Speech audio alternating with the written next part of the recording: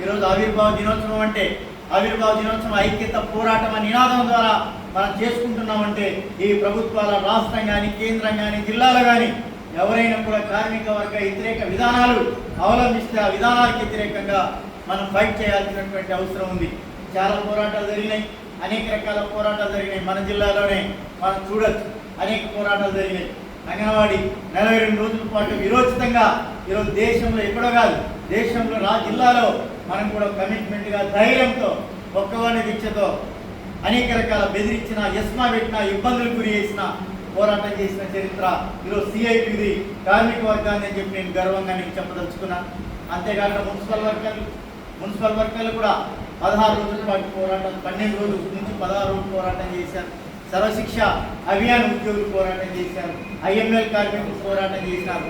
కానీ ఈ ఉన్నటువంటి ప్రభుత్వాలు జీతం పెరిగినా పెరగకపోయినా ఆ విధానాలకు వ్యతిరేకంగా పోరాటం చేసేది ఏదైనా ఉంది అంటే అది సిఐటి అనే వాతావరణాన్ని ఒక కమిట్మెంట్గా పనిచేయగలిగినటువంటి పరిస్థితి ఈరోజు మనం చూస్తాము.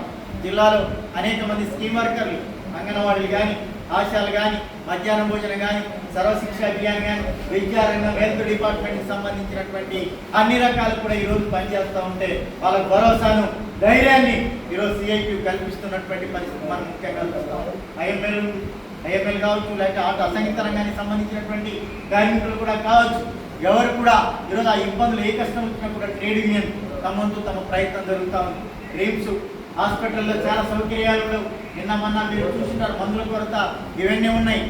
జీతాలు ఇవ్వడం లేదనే విషయాల మీద కూడా ఈరోజు జరుగుతూ ఉంటే దాని మీద కూడా మనం సిఐటిగా ఈరోజు పోరాటం జరుగుతూ ఉన్నటువంటి పరిస్థితి ఉంది. కాబట్టి ముఖ్యంగా మనం ఏం చేయాలంటే ఈ జిల్లాలో కార్మిక వర్గం ఎదుర్కొన్న కష్టాలు, కార్మిక వర్గం పడుతున్న ఇబ్బందులు, మన జిల్లాలో 5 లక్షల మంది కార్మిక వర్గం, అనేక రకాల కార్మిక వర్గం ఉన్నారు. అంటే కేంద్ర రాష్ట్ర ప్రభుత్వ ఉద్యోగులు కానీ, స్కీమ్ వర్కర్లు కానీ, అసంఘటిత రంగ కార్మికులు కానీ, లేకపోతే పర్మనెంట్ ఉద్యోగులు కానీ, అన్ని రకాల ఉన్నటువంటి ఉద్యోగులు, మెడికల్ రిప్స్ కానీ, అనేక రకాల కార్మిక వర్గాన్ని చెల్లా చెదరైన వారిని అందరినీ ఐక్యం చేయాలి.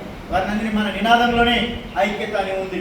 కాబట్టి మన నినాదంగా నిజమైనటువంటి ఆవిర్భావ దినోత్సవం అంటే మనం వారిని ఐక్యం చేసే ప్రయత్నం చేయాలని చెప్పి